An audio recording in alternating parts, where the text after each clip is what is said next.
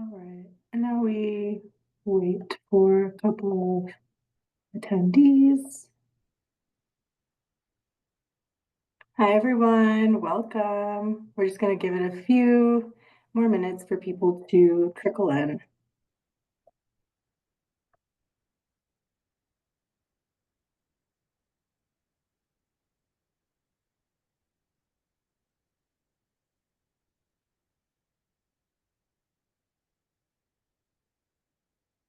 Hello. Hi. I'd love to know where everybody's joining us from. I am based in Los Angeles, California. Same here. I'm coming to you from Long Beach. Very cool.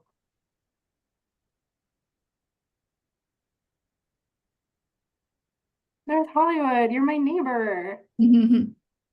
Wisconsin, love it. My partner's sister lives in Wisconsin. Where in Wisconsin?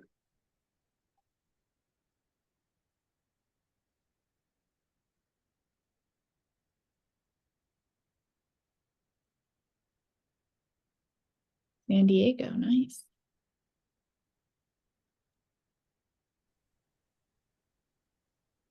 All right, well, I think we can go ahead and get started. Very cool. 20 minutes from Madison. My sister lives in Brookfield and was in Wauwatosa in Milwaukee for, well, until very recently. She just moved to Brookfield outside of Milwaukee. Arthur, are you from Wisconsin? I am from Missouri originally, just outside of St. Louis. Very cool. All right, great. Well, I think we can go ahead and get started. I'm sorry if you put something in the chat. I probably will not see it until after we are done. And so if you have any questions, please put it in the Q&A and we will do our best to get to that at the end of this conversation. So hi, everyone, and welcome to day 2 of the BRIC Summit. Thank you for joining us wherever you are. So today's session is the future of arts, media, and entertainment workforce in Los Angeles County. We're going to be talking about the High Road Training Partnership and DEO's investment, a couple of really great program applications that are currently open now, and just overall the state of the industry when it comes to prospective participants, current people in the industry, incumbent workers, and employer opportunities. So I'd love for us all to go around and introduce ourselves and how we got started in the industry, because I think that's always a fun trajectory to share. So I'm going to go ahead and go first. So my name is Xochitl Torres. My pronouns are she, her. I am the program director of BRIC's Arts, Media, and Entertainment High Road Training Partnership, where we work in partnership with the California Workforce Development Board and LA County Department of Economic Opportunity to lead the first High Road Training Partnership initiative in the arts, media, and entertainment sector. So we bring together education programs and training programs with employment opportunities to drive economic mobility for arts, media, and entertainment workers in California's creative economy. So I grew up in Burbank, California, and my dad, when he decided to move to Burbank, his idea was, I want my child to work in the entertainment industry, and it worked because here we are. So I've always known that I've just wanted to work in this industry in some way, shape, or form. My parents were always very supportive of me going into this work. My dad would drive hours to drive me to an internship or pick me up. My parents were always in my short films. And so I always knew that I wanted to do good work in this field.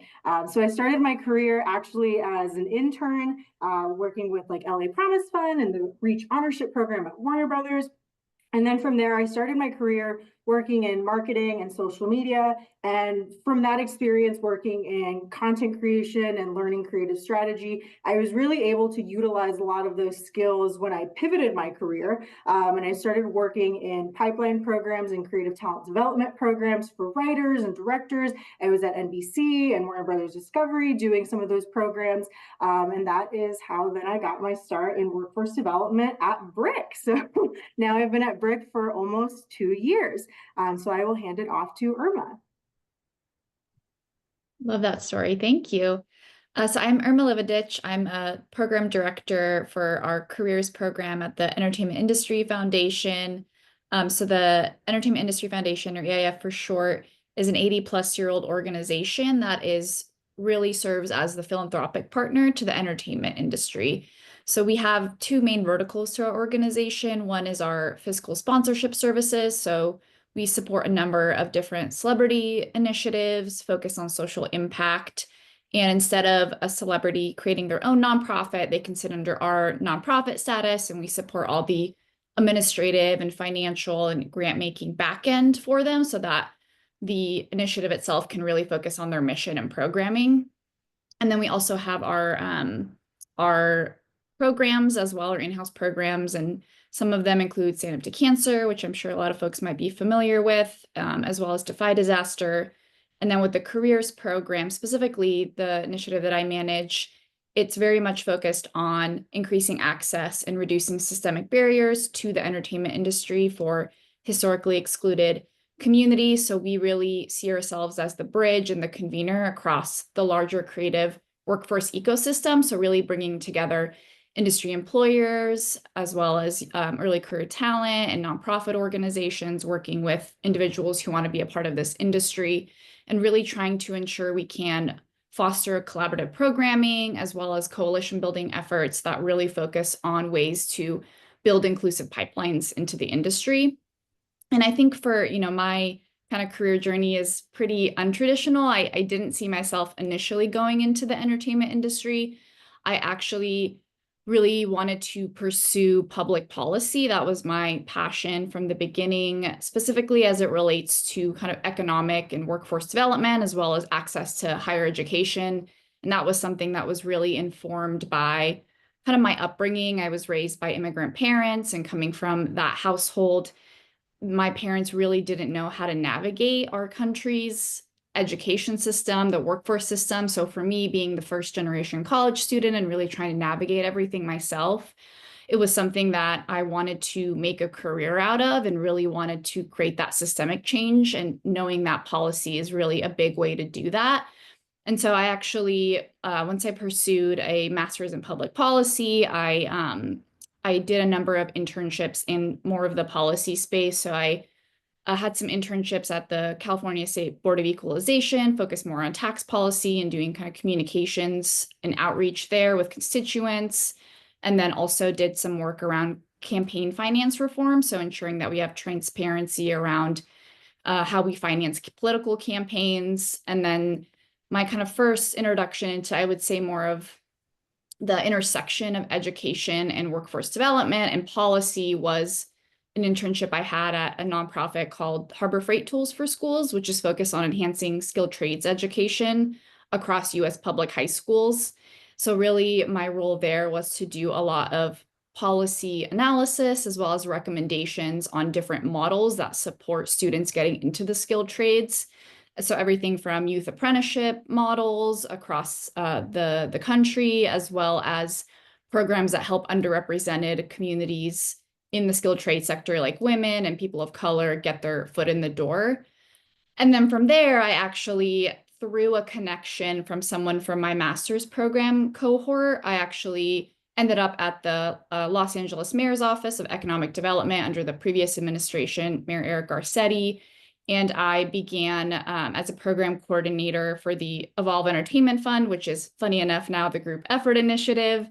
But when I started there, I was really focused on helping build career pathways into the entertainment industry, specifically for people who are Native Angelenos and come from low-income areas across the city, specifically ages 18 to 24. So I supported students who were college students, as well as those who graduated as well, with securing paid internships across the industry, helping them find full-time job placement, and then also supporting a mentorship program that we had, and then doing a lot of educational and professional development programming across or in partnership with employers, so doing site visits, doing resume and interview workshops, and other opportunities that really help individuals in the program build up the skills that they need. And so from there, it was interesting because I didn't really see myself being in the entertainment industry, but once I joined and started running that program, I realized I had such a passion for it. And I think entertainment has always been a part of my life in some way. I consume a lot of television, movies. And so it was really interesting to see kind of my personal passion and then my work passion intersect in that way. And then after I was there for about a year, I found myself at EIF also doing very similar work and have been a part of the organization now for 5+ years. So a little bit of more non-traditional path, but very, very excited to be a part of this panel and help support other young people who are really trying to figure out what they want to do and help them see that there are different kind of opportunities you can pursue in entertainment besides just some of these more traditional paths. And I'll kick it over to Arthur. Hi, I'm Arthur Fishel. I am the High Road Training Partnership Program Manager for the Group Effort Initiative. Group Effort Initiative began in Mayor Garcetti's office as Evolve, and then was spun off in 2020 and taken over by Ryan Reynolds and Blake Lively's Group Effort Initiative. And then I'm a recent addition, as it were, but my background is largely in production. I am originally from St. Louis, Missouri, moved out here to California in 20 years ago. Time flies. But pursuing entertainment related fields in Missouri is a little hard pressed. There aren't a lot of avenues outside of the occasional distributor or small independent commercial house. But I mean, now there are tax incentives, so there's a little different entertainment landscape there, and quite frankly in most states than there were when I was first getting started. But I began as a PA, like most everyone does on set, and then kind of climbed from there. It's funny that you mentioned Stand Up to Cancer, Irma, because I worked for Laura Ziskin at the time when she founded that, which tragically Laura passed from cancer, but nice lasting legacy. This program is still running and still doing good.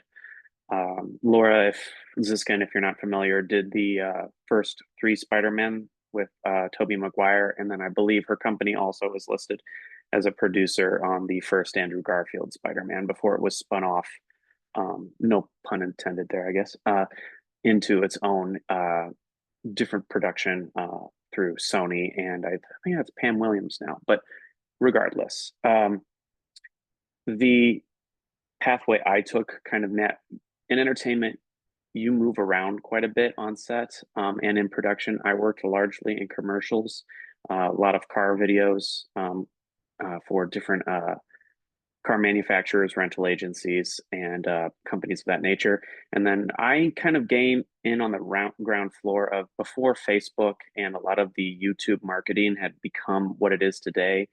We were shooting small videos for social media for brands to build out and round out and attack and reach a younger audience that wasn't necessarily hitting television the way they were previously.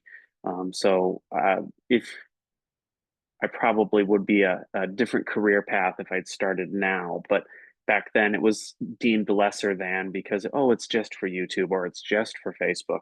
But ultimately, you climb up the ladder and you move around. And set work is very long days. Those of you who've ever been on set or at least visited a set, you can see that it's not a lot of chairs. You're standing for long periods of time, and after a little while, your knees and your back start to feel it. And so I started to transition into the educational avenues, as it were, through different school initiatives and different districts, visiting as a guest speaker. And then what ended up happening is a lot of the schools would say, yeah, we just got this new equipment through a grant. And I was like, we're going to try and figure out how to use it. And I'd be like, well, I've got a guy who uses that equipment all the time. He'd be happy to come in. I'll come with him. And then I started doing that more and more and more. And during the pandemic, I made the full transition into workforce development. As the High Road Training Partnership Program Manager at GEI, I oversee, quite frankly, the 2 union trainings that we're involved with. First with Local 80, the GRIP training, which is 150 hours of advanced training to be a GRIP, and then ultimately a pathway into the union. And then simultaneously as Local 705's finished costumer training, which is 50 hours of training to be a finished costumer, which the subtle way of explaining it, you're not making the costumes, you're helping style the actors. It's a lot more if you're doing period work, the research involved in putting those projects together, making sure things look correctly, and then making sure continuity from shot to shot is the consistent. A little different than the traditional sewing things and putting it together.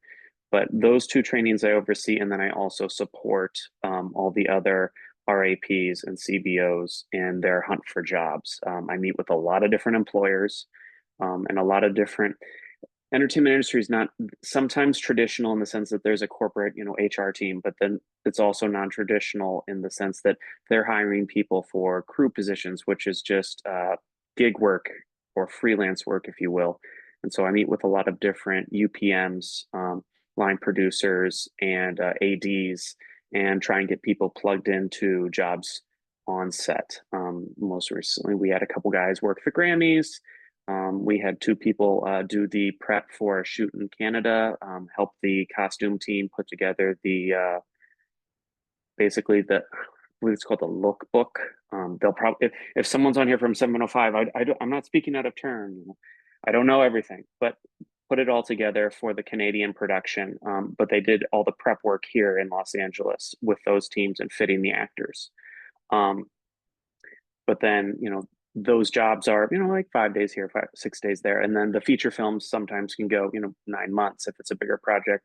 TV shows are many weeks, depending upon the scale of the project as well. So it's meeting with a lot of the heads of departments to try and connect individuals directly to production, as opposed to going through the traditional entertainment human resources department, going through a studio. It's going straight to the company, straight to the person hiring for on-set positions. So it's a lot of meetings, a lot of kicking the bushes. I think that's just about everything related to my introduction. Amazing. Well, it's super cool to hear how you came into this industry. Irma, I've known you, I think now for years, it feels like, and I never knew this about you. So thank you so much for sharing. So we've been talking about High Road Training Partnership and our roles and what we do. And you might be wondering, I don't know what that is. So I'm putting a link in the chat to what Arts, Media, and Entertainment High Road Training Partnership is. It is essentially a network of community-based organizations, labor unions, and registered apprenticeship program sponsors, all working together to facilitate skills training, mentorship programs, provide career development, professional development, and wraparound services to participants to help them target apprenticeship placements, or union training opportunities, and high-wage jobs across film, TV, animation, production, post-production, visual effects, music, audio, live events, live entertainment. It is everything across the entertainment industry. And so BRIC received a contract from the California Workforce Development Board back in 2023 to expand registered apprenticeship programs and workforce development programs in the entertainment industry. And then thanks to the LA County Department of Economic Opportunity, we received a $1.5 million partnership from them for a year to expand this project and to increase training opportunities and access points into the entertainment industry to service underserved communities, incumbent workers, and COVID-19 impacted Angelenos.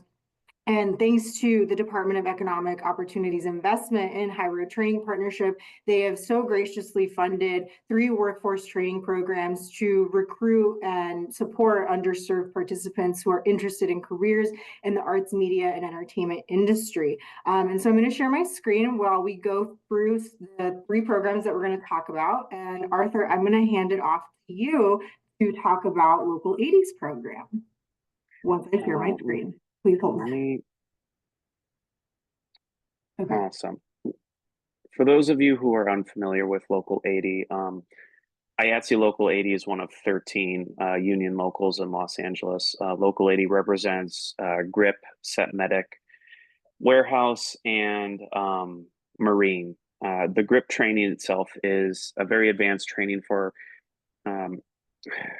on-set. A GRIP is usually, there's the saying that the DP designs the look of the film, the gaffer lights the film, the electric powers the lights, and then the grip diffuses or cuts the light. So all the sheets and all the different filters you'll see if you've ever driven around Los Angeles or been to a movie set or even just Google around, All the heavy rigging that's done for production is done by the grip department. The scaffolding you'll see on set, or if you ever go to a stage, you'll see the all the rigging and equipment hanging from the ceiling. That's all done by the grip team. It's very intense work, but it's also very focused. There's a lot of equipment involved. Largely, the certifications required to be a grip are, standard OSHA 10, mobile elevated platform, which is scissor lifts, condors, and then forklifts, and then but OSHA 10 training is so everyone going through this training, it's 150 hours. You come out with advanced experience in all the facets of being a grip, but you also come out with the certifications that are required to do the job. So the mobile elevated platform certification, which if you do it on your own, I think is like a $2,000 training. And then the same thing, the OSHA 10, you get that certification with an entertainment focus, which quite frankly, I don't know where you get that outside of doing this training. I tried to find it online. There's really nothing comparable. And then you also get a level of networking connections attached to the training itself. So it is taught by local AD grips, key grips, riggers, dolly grips. And then in addition to that, the people going through the program, local AD is then helping them into their permit process, and then also trying to connect them with mentors who will, quite frankly, meet with them and act as a guide as they transition forward into more union and skilled craft work. I'm trying to think if I missed anything else. Oh, the class itself is set to begin in April, and it's 150 hours of training, always on the weekends, and it's not every weekend. Some of these, I'll just be upfront. Some of the trainings are 2 days of the same item, and some are very focused on one day, and then they'll give you the day off to recover. But the training would begin in April, and then graduation would be in August. It's a lot of time. It's held in Burbank at local AD's headquarters with, I don't want to call them field trips, but the certifications are elsewhere.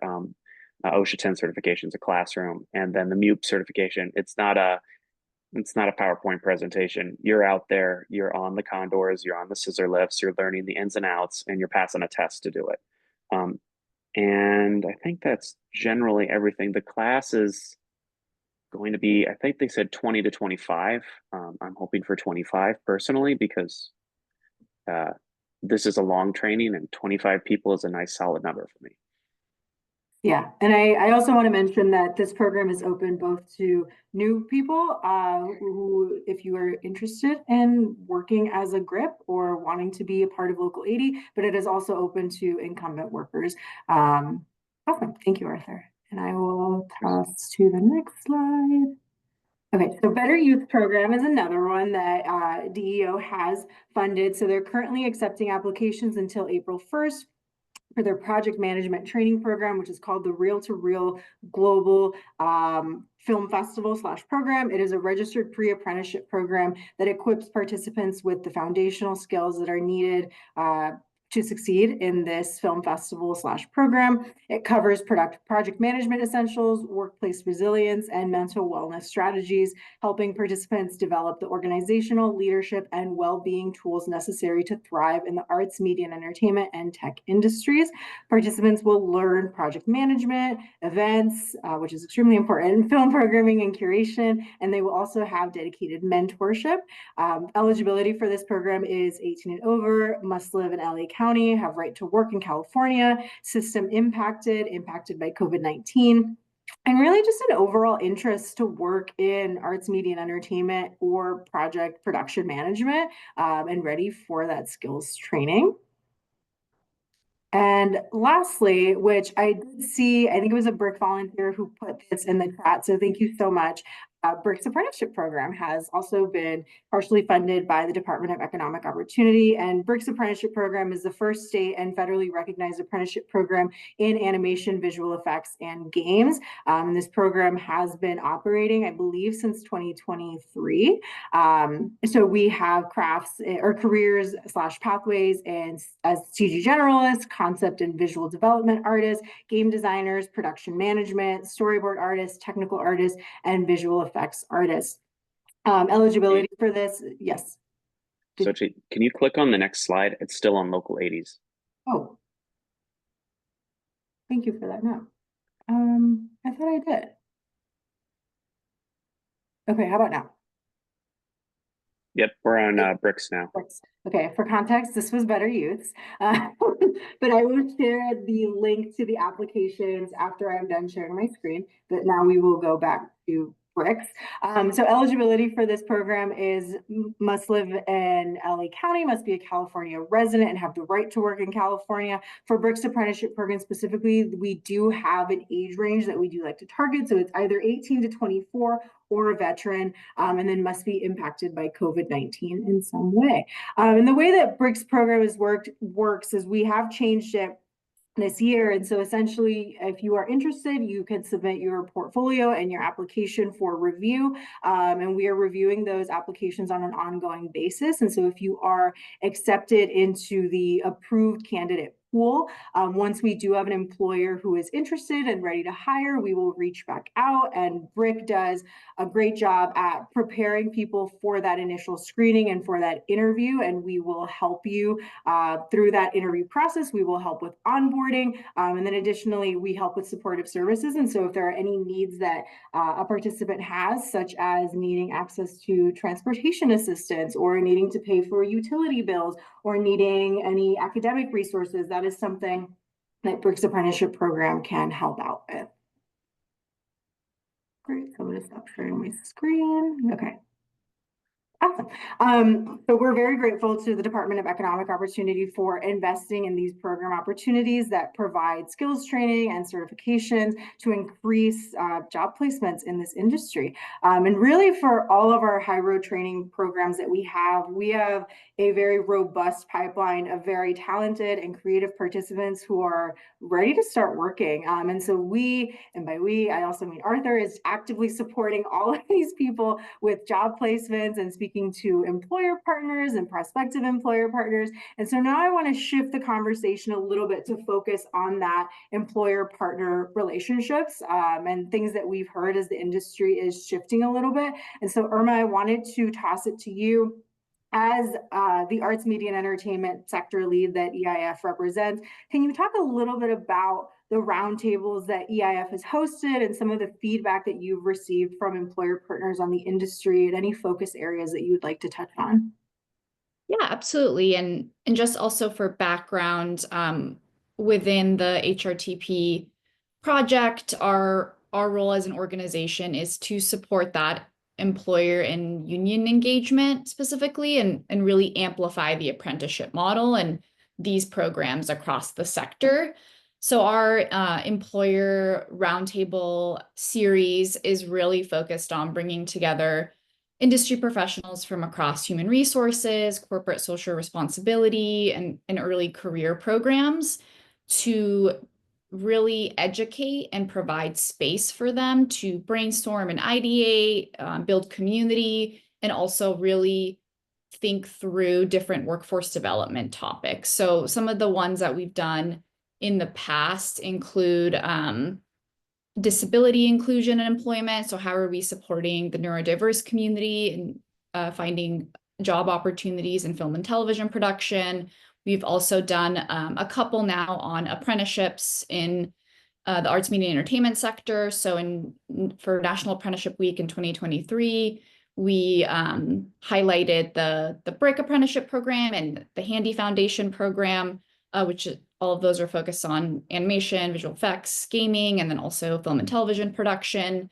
So we actually had the opportunity to highlight the programs, but also their employer partners and really being able to showcase how this model is a partnership between employers as well as program sponsors and really trying to ensure that employers are aware of what this model means in practice as well as in theory. So that's one that we've hosted. And then most recently, we did one on apprenticeships in the music and live event space. So we highlighted Music Forward Foundation's program, as well as Even's program, which focuses on the corporate side of the music space, as well as kind of the backstage careers in live events, and also having them bring their employer partners as well as an apprentice to really highlight this type of opportunity in the sector.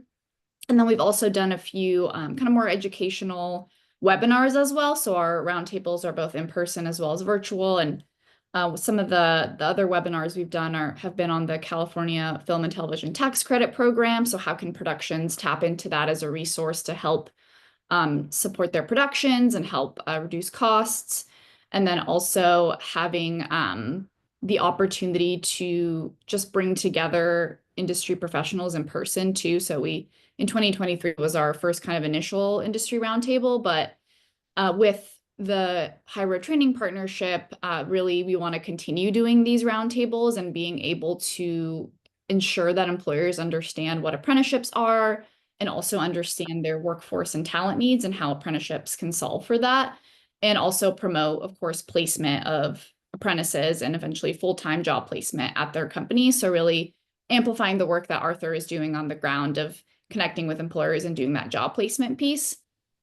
And then I would say, as far as thinking through some of the feedback, I think it's no secret that right now the industry is contracting and has been for a few years. And what we're kind of hearing is, there's long-term impacts from the strikes that happened in 2023 with the Writers Guild as well as the Actors Guild.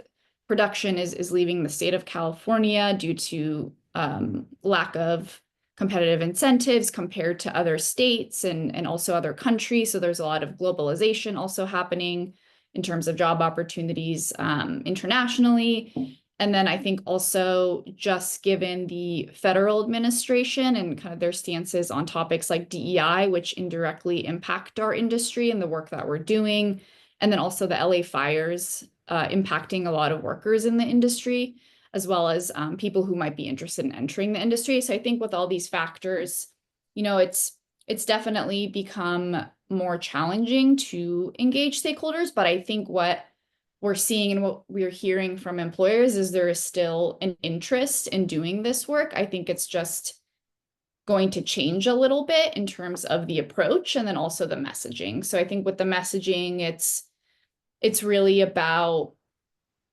how are we ensuring that this is about workforce development and building pipelines into the industry and not shying away from that, but really being kind of conscious of what's happening on a federal level. So I think with a lot of our employer partners, they're really focusing on, for example, their current program alumni. So any folks that have gone through their internal programs, any incumbent workers, and then also thinking about it in terms of what sectors are going to be growing and where there will be opportunities from a long-term approach. So I think this, lull in the industry is very real, but it is not permanent. And I think there will always be opportunities in the creative sector. They just might look a little different. They probably will be changing now. So when we think about, for example, some kind of projected growth opportunities, there's a lot of data and research out there showing that there's actually projected growth in animation and gaming, right? And these new kind of job opportunities and pathways that are growing that might not be considered very traditional, entertainment jobs, but there is growth there, and there's a lot of transferable skills across the industry that if you were in more traditional path, you could leverage and take those skills into some of these areas where there is projected growth. So I think with that, it'll be interesting to see how things change. And then there's also a lot of policy changes that might be coming as well that will help grow job opportunities and help grow our economy. So when we think about the Film and Television Tax Credit Program, there is right now 2 companion bills in the state legislature that touches upon that and is meant to both expand the cap that we have on the tax credit that productions can access from $350 million to $750 million, and then also They're still figuring out some of the details of the bills, but there is also language around expanding eligibility for what types of productions are able to actually access the tax credit. So that will also grow. And from there, the hope is that we will also have more productions here in California, and in addition to maybe some other local policies that will help ease kind of that burden for productions that want to film here. So that will also be, I think, a very big growth opportunity for a lot of jobs in the industry. Yeah. And I also just want to touch on something that you said, Irma, about there are going to be shifts and contractions in the industry, and we're definitely feeling it right now. And you had mentioned there are other areas that people could go into, and something that we saw yesterday at the summit day one, and Adam Fowler in Civil Economics' research, they were showing that yeah, maybe the studio and production company side is a little bit smaller right now, but if you look at the tech companies like Apple and Meta and Google and YouTube, those companies are really doing a lot of great work in working with content creators and giving them that platform to be able to create their own content, and having them be successful rather than solely working with the studios and production companies.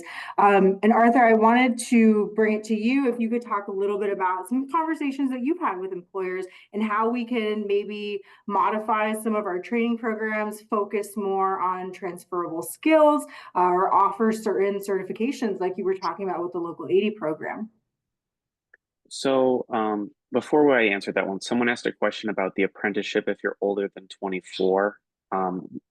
Be able to apply for this. As far as I know, there's not a cutoff on age. For BRIC's apprenticeship program, yes, mainly because it's because of funding that it does have to be 18 to 24 or veteran status.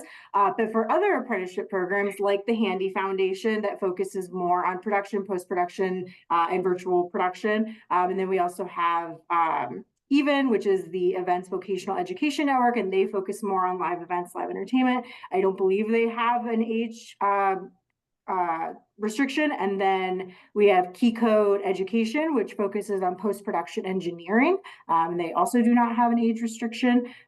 So that is what I would say to that. So I knew you had the answer. Perfect. Okay. To your question about meeting with employers and kind of the feedback I'm receiving currently, depending upon the entertainment industry is a very eclectic mix of skill sets across the board, and you have very advanced technical skill sets and you have very advanced hands-on skill sets. The thing with the skill sets is that they always almost parallel something in another industry. And so what a lot of the employers are looking for is, yes, this person is ready to go. And there's not anything else we need to they may be a little green, as it were, in a specific craft. However, they are ready to go and they can fill in the gap for certain things in production. Along the lines, there aren't as many full-time positions as there once were for production, and even in the behind-the-scenes post-production world, it is becoming more and more freelance, even more so than it was before. And what they are, almost everyone is looking for is some base experience, and it's sometimes they will say they want like 2 years of experience in a role, but more often than not, they are looking for skill sets specifically. And so this is why we're the feedback I got from even some of the locals was, please don't remove things from your resume that you don't feel are entertainment related. The local 705 team were very adamant that if there was one young lady who was in the application phase and she talked about, well, I work here at a school, and they're like, that's not on your resume. That has to be on your resume. Disney Channel wants you to have experience with kids for their productions. And additional CPR certification then goes to that. They're like, that's not on here, but you have that. That needs to be on your resume. There are things that cross over that move you up the, shall we say, the potential hire list because you meet more qualifications than you'd expect. And the same thing goes, I have people who want to go into the local AD training. I was like, listen, I know you work in a warehouse and you use a forklift. You have to put a forklift operator on your resume because as much as you don't think that's an entertainment related item, it very much is. And the same thing goes with the computer technology for post-production and the computer engineering component for even key code. Those skill sets are very transferable to almost any company who does something in that field. It doesn't have to be live events. It doesn't have to be entertainment related. The computer engineering and the IT component, there are so many marketing firms. Quite frankly, there are like, I know MasterCard hires a lot of people related to these items. And then even Microsoft itself, Google, the one I learned about yesterday is Walmart. I knew Walmart was doing this, but I didn't know Home Depot was doing it. And then I looked up IKEA is also doing it. Is they're building stages so that their furniture and their items can be used. And where you wouldn't think working for a Home Depot could land you in the entertainment industry, it could. And so all of these simple skill sets, I shouldn't say simple skill sets, all of these alternative skill sets that you don't anticipate being part of entertainment, and likewise the skill sets from entertainment apply in both industries. And so you have this parallel course. Carlos just asked a question, but I agree with you. Don't put all your jobs on your resume. It's comes off a little aggressive sometimes. But the thing I would add is that you have to be pretty selective and target your resume to whom you are applying to. But the one thing you can remember is that it doesn't have to be like the same bullet point layout. If you're applying to an entertainment related role, you can list a section as other experience and list, say, hospitality, point of sale cashier, or food service. Oh God, what is that? What's the certification in California for working with food? It's like clean hands or something like that. Food handling. I know what you're talking about. Yeah. Food handling. Food handling. Did you know that if you work on a reality TV show, the only way you can be in the kitchen is if you have the food handlers?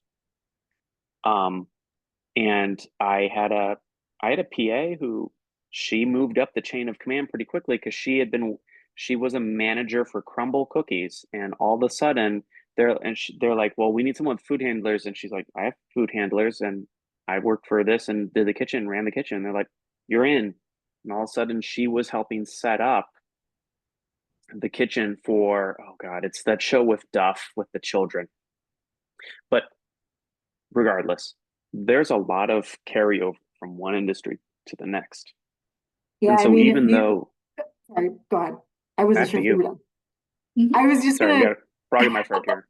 I was just going to add on what you were saying that I believe we talked about this last year, at last year's summit for day 2. But if you have experience as a barista or in client services, if you've worked at a department store or anything, you have experience in the industry because all of the things that you do, you work with money, you handle budgets, you know how to work with people, you know how to handle very stressful, fast-paced, constantly changing environments. And those are all skills that could be added to a resume, explained in a cover letter, that could be transferred to any job in this industry.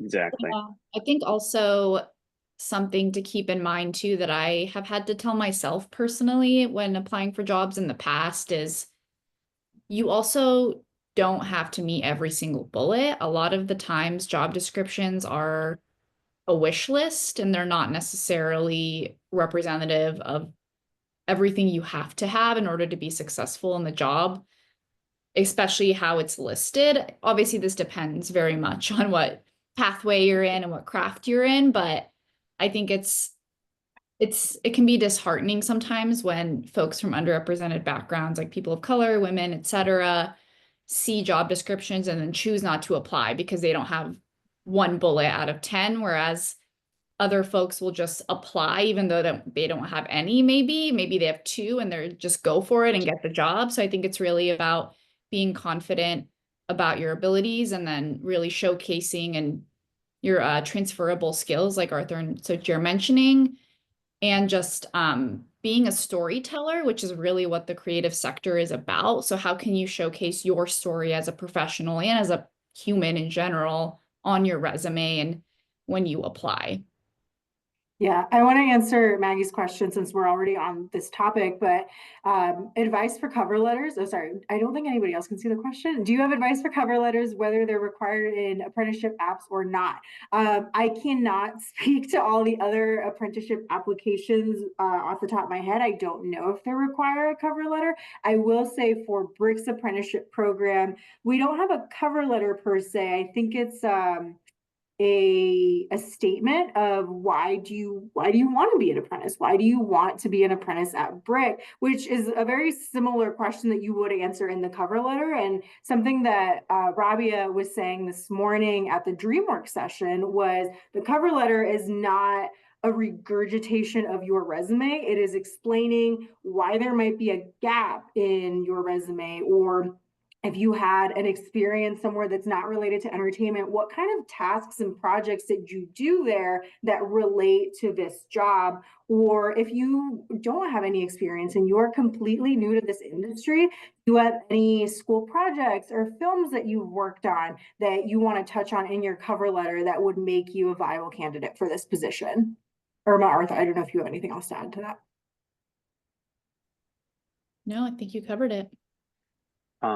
The only thing I would add is that, and we talked about this a little bit yesterday in one of the sessions, is that people can tell when you use ChatGPT to draft a letter. Okay. I am a big advocate of saving yourself some time. So if you're going to use something to generate a base letter based off of something like, take my resume and write a cover letter for this, that's fine. Use it to speed it up, but you must rewrite that letter at least to personalize it. Yeah. Because you can tell pretty quickly who just used ChatGPT to generate a letter. Yeah. The other thing I would also add is that this was brought up in a panel that I was attended a couple weeks ago, and it was an executive at AMC Networks, and she talked about how they ended up hiring the person because even though they had no experience on the corporate side, they'd worked on set and they were in charge of all the walkie-talkies. And this person labeled out that they said, I was in charge of managing 136 walkie-talkies and 280 batteries, making sure that they were charged, assigned to people on set, and making sure that they were checked in each and every day for the duration of the project. And they said the reason they hired that person, or at least they advanced them to the interview, was because they could see that there was a level of detail required for that type of work, and they thought they would excel in the department with which they were applying to. The thing you can do is when you're researching, say, these apprenticeships or even any job, is I would try and identify something that you've done in your own personal history. It doesn't have to be in the same field, but that would align with what they might be looking for.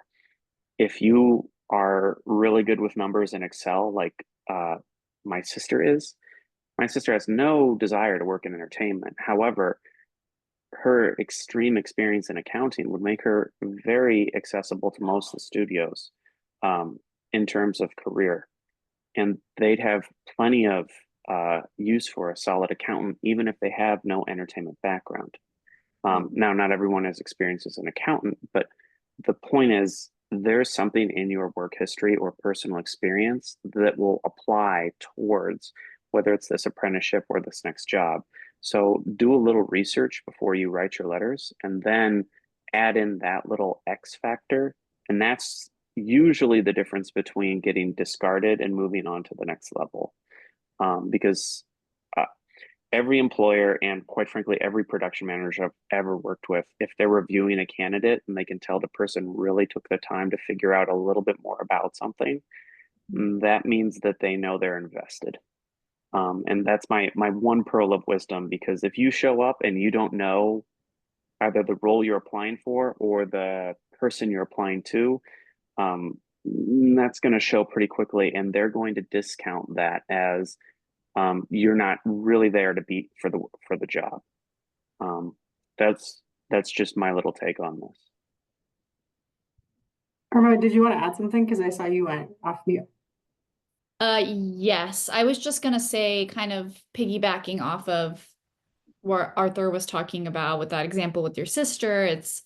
I think there's any job you can do outside of the entertainment industry more than likely exists in the entertainment industry. Like you have entertainment lawyers. If you really like animals, maybe you've been interested in going into veterinary medicine. You can be an animal handler or a trainer on a production. So I think it's also the breadth and the range of what exists in the creative sector is much bigger than I think what is typically thought of with some of these more kind of sexy jobs, right? Like a producer, director, writer, but there's so much behind the scenes that on a production, even outside of production, right? And this intersection of tech and media and all these other areas where we see a lot of growth. So I think it's really being open to where your interests lie and where your passion is for your career, and then thinking about it in the context of the entertainment industry, it more than likely exists there. Yeah, I love what you said about if you're interested in animals, because I actually just met someone who grew up on a farm and they grew up with horses and they love their sheep and their horses and cows. And they were interested in going into the entertainment industry and they were like, well, what can I do? And the animal handler example you gave is a perfect one. And I mentioned the Humane Society. So that's great. Does anyone have any questions? So I feel like we've just been talking about all these great things that you can add to your resume and your cover letter. And another thing I want to add is I wanted to drop the Entertainment Equity Alliance website on here because we're trying to get more people to this website. So the Entertainment Equity Alliance is essentially a group of community-based organizations, labor unions, apprenticeship programs, studios, production companies based in California, where we all come together and we talk about the challenges that are happening in the entertainment industry. And for this website, we're really trying to create a community programs hub of all of the nonprofit organizations that are out there that offer these mentorship programs and training programs and opportunities that people could access if they want to have an into the industry and have access to any of these programs. So I just put that link in the chat if anybody wanted to take a look.